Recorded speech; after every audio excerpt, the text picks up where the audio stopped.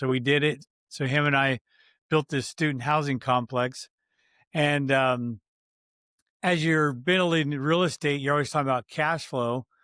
And he says one of the ways we could potentially add cash flow is do some Bitcoin mining on the balance sheet. And so I wasn't necessarily new to Bitcoin, but I was new to the mining side. And he had been doing it since 2011. Welcome to the Real Estate Pros Show, where we interview real estate investing professionals from coast to coast, as well as the service providers that serve the real estate investing industry. Our goal is simple: share what's working now to help you improve and scale your business to the next level and meet the pros that can help you get there. Real Estate Pros is powered by Investor Fuel, America's leader in helping real estate investors and professionals build the business you need to live the life you've always dreamed of. Let's start today's show. Property insurance for real estate investors doesn't have to be difficult, but it does need to be there to protect you when you need it. MyInvestorInsurance.com not only provides insurance at 15 to 30% cheaper than traditional agencies, it's built specifically for real estate investors like you. You can set up an account in about 2 minutes, get quotes on properties, turn on and turn off insurance for your fix and flip or rental properties in around 2 minutes without having to talk to anyone directly, all through our portal. There's no better way or faster way to make sure you've got the coverage you need to protect you, and no more lengthy policies either. Once you're set up, you're billed monthly and prorated by the day for however long your policy is active. It's powered by MSI, the third largest independent MGA, with 1.5 million customers and more than $1 billion in cumulative premiums written. Get set up today in about 2 minutes at myinvestorinsurance.com/fuel. Hey folks, welcome back to the show. Today's guest, Dan Thompson, is a real estate investor active across multiple segments, and he's also active in crypto and Bitcoin mining, and tokenization. We'll talk about a number of these today. Dan, welcome to the show. Hey, thanks, Dylan. Glad to be here. It should be fun. It's great to meet you, Dan. Great to connect. And I definitely want to talk about crypto and Bitcoin and mining, all new to me. But before we hop in there, I do want to ask you how you got started in real estate. Well, so I started actually as a stockbroker in 1986. Yes, I'm an old guy. And after the dot-com boom and bust of the 90s, I knew I had to find a better way for my clients. Started diving into all kinds of things. What we kind of landed on was how to use life insurance to get into other assets. And the perfect asset for me at the time was real estate. Excuse me. So we started packing policies and then using the policies as our leverage into real estate. We did all sorts of different real estate. I actually started building homes with my own company, and then we jumped into some commercial properties. One of the properties we like best is student housing. So Yeah. I was talking about real estate on one of my YouTube channels or one of my videos, and a guy calls me from Houston and he says, "Hey, Dan, I got this opportunity to build a student housing complex at Texas A&M. And I said, well, let's take a look. Anyway, it looked great. So we did it. So him and I built this student housing complex. And as you're building real estate, you're always talking about cash flow. And he says one of the ways we could potentially add cash flow is do some Bitcoin mining on the balance sheet. And so I wasn't necessarily new to Bitcoin, but I was new to the mining side. And he had been doing it since 2011. So long story short, we created a mining company. We put it on the balance sheet of the student housing to create more cash flow. And lo and behold, we're probably not far away before we'll do just as much, if not more, in cash flow in the mining side as the student housing side. But together, they've just been just amazing. So it's a great coupling. When we talk about Bitcoin mining, crypto mining, right? And I'm a fish out of water in this space, so bear with me here. When I think of this, I'm thinking of some type of machine that is high in electricity consumption that someone might have in their home. Am I totally off base here? Walk me and our audience through what is mining and what's the scale and scope of it. Stop living on an island and join the #1 mastermind in America for professional real estate investors. Investor Fuel is a community of hundreds of the nation's top investors working together to build stronger businesses and better lives. In addition to the amazing community of real estate investors acting as a board of advisors for one another, Investor Fuel members have access to 100% funding on purchase and repairs for our members only, a health insurance program, and benefits and discounts that more than pays for the membership of most of our members, meaning it's actually costing you money to not be a member of Investor Fuel. If you're looking to scale your business and build a business that allows you to live the life of your dreams, please visit investorfuel.com today and book a call with our team. Yeah, you're pretty close, other than you really can't do it out of your home anymore. My partner, that's how he did it. He built his own machines, did it right out of his home, but the cost of power is just prohibitive in a residential area. So yeah, now it's gotten to the point where it's very sophisticated, very high tech.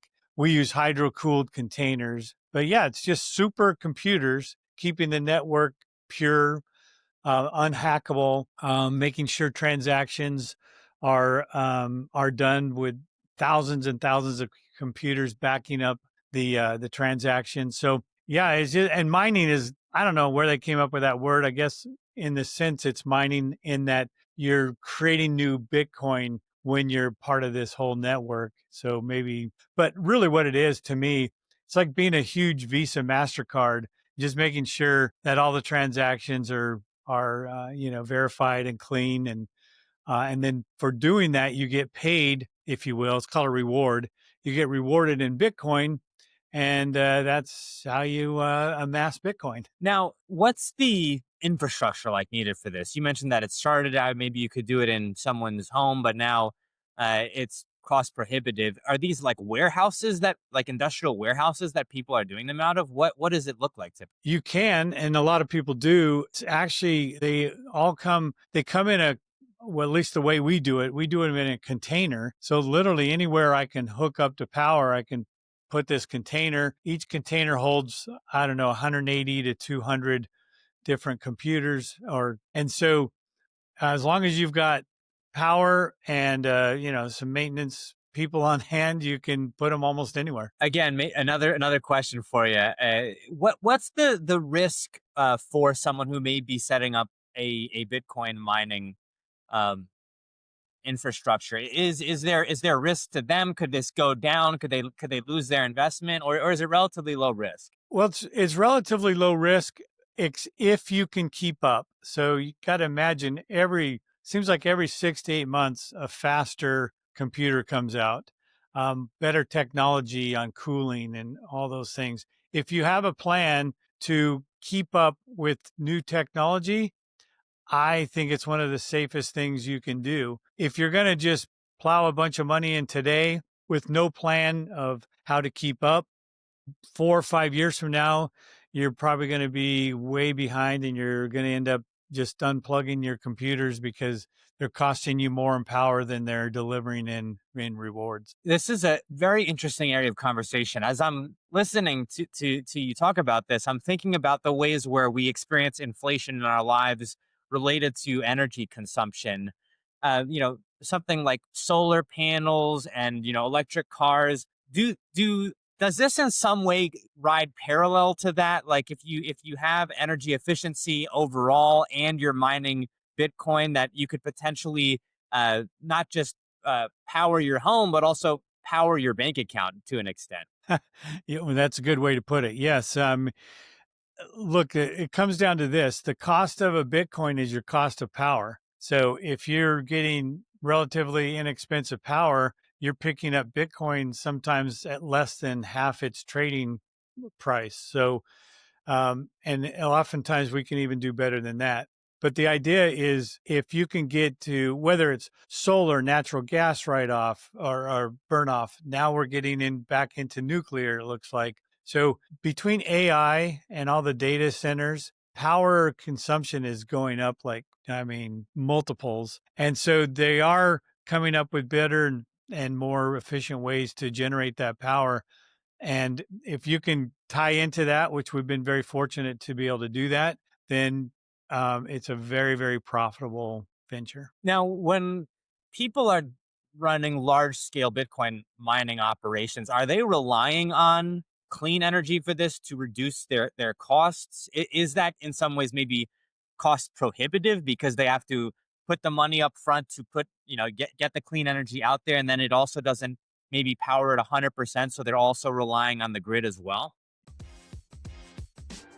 If you're looking for consistent, high-quality leads, look no further than Investor Machine. Investor Machine isn't just another agency, it's the most sophisticated, data-driven lead generation company on the planet for real estate investors, and serves the role of being not just a lead generator for your business, but a marketing partner that is helping you achieve your goals along the way. Go to investormachine.com to learn more and schedule a call with our team today.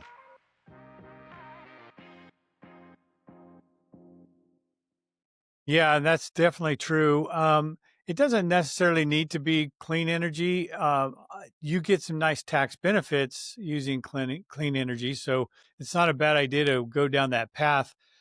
We're finding Texas, Wyoming, where else? We're actually in Arkansas. So there's different places that are developing clean energy, particularly solar. But we found that hydro dams, things like that, are actually very efficient in generating that power. Okay, I want to pivot a bit here and ask you, how does that come into play here? So I'm thinking a hydro dam. I've never seen someone hook into a hydro dam, and forgive me for my 1,000-foot view looking in on this. This is all new to me. So would this be like a partnership with the municipality, or is the dam making it so that the energy for the municipal area is lower overall than it would be in an area without a dam? Exactly. Yeah, that's really you hit it right on the head. The hydropower will come and it'll be for a specific area of that, whether it's an entire city or county, and then they get lower power rates for being there. Yep. Now, when we talk about pairing this with real estate investing, you talked about adding it to the cash flow, right, of the business. I guess the natural question for me and maybe some of our audience members is, why not make it a separate business? And is it beneficial for all people who are investing in Bitcoin to maybe consider adding it to their real estate business versus separating it entirely? Yeah, that's a great question. And yeah, sometimes, look, I don't recommend everybody go down and try to build a data mining facility and do all that. It's an undertaking. What we did is we are tokenizing our operation. So we are splitting off the asset versus the yield. I just don't want to get too complicated, but it's very simple. We have a token that you can buy that you now own the yield on the data center mining. So that yield then just becomes cash flow. It works well with real estate in the sense that real estate is always looking for cash flow. And so if I can I'll give you a perfect example. We recommend somewhere between 15 and 20% of the asset value being inside of our token. So let's just make it real simple. Let's say I've got a $100 million apartment complex and I add 20 million of our token to that balance sheet. Well, now I've just increased the cash flow, the appreciation of the Bitcoin that I get every month. So we pay out inside of that token all the Bitcoin that's being mined each month right to their own app, right to their wallet, right on their phone.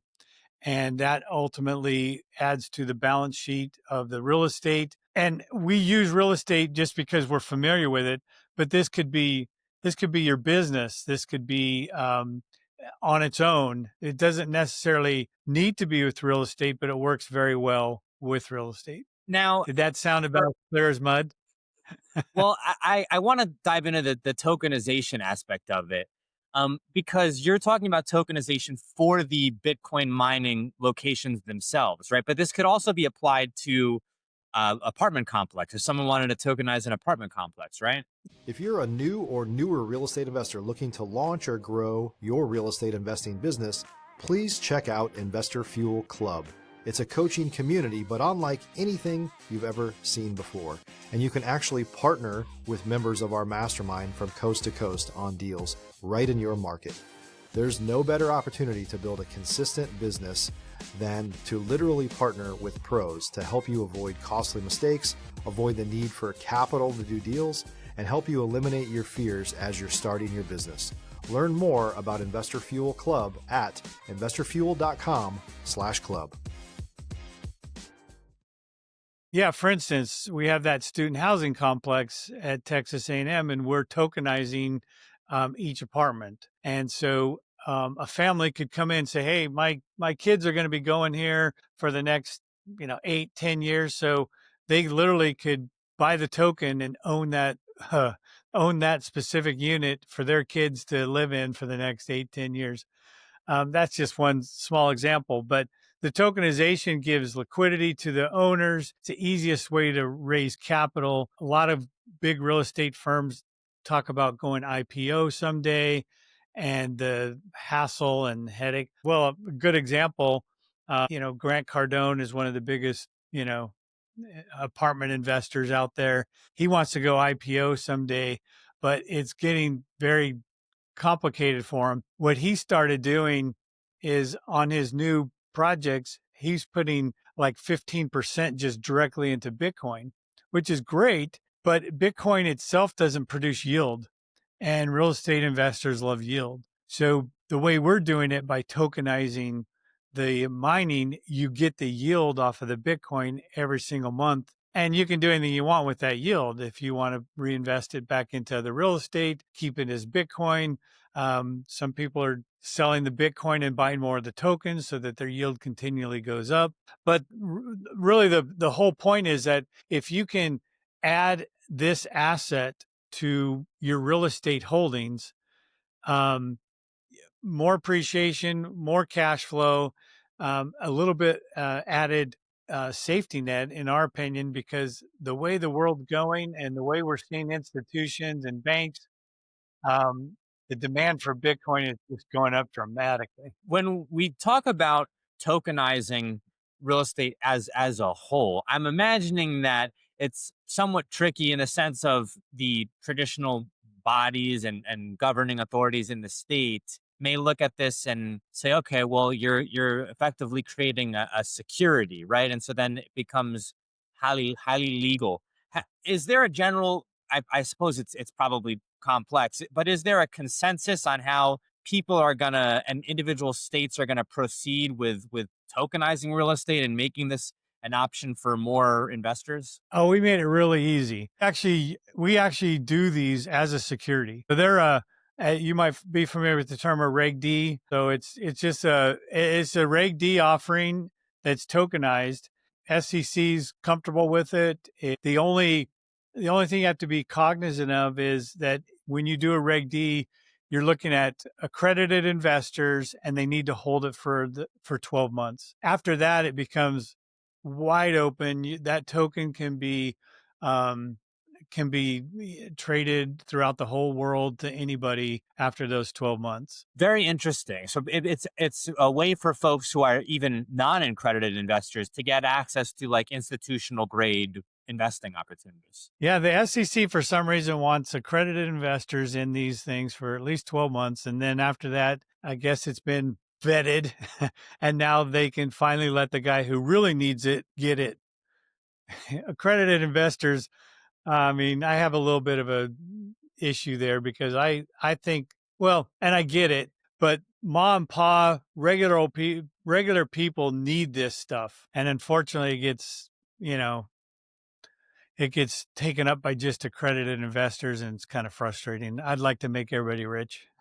I'm with you, Dan. And this term, even accredited investors, the first couple times that I heard it, I didn't necessarily know what it meant, but now I'm aware that it's effectively a gate kept way to have access to institutional grade investing opportunities that the average person doesn't have access to, right? And so, it's there, like you mentioned, for maybe the protection of the retail buyer, but it does feel like from the outside looking in that, hey, there's all this opportunity that everyday folks are missing out on. But We are coming up on time here, though, Dan. Where can folks go? Where can our audience go if they're interested in reaching out to you or your team, or if they're interested in maybe some of the opportunities that you have going on in the mining space? Yeah, the easiest way to get a hold of me is my company's called Wise Money Tools, and I'm on pretty much every social media channel, and or Dan at wisemoneytools.com.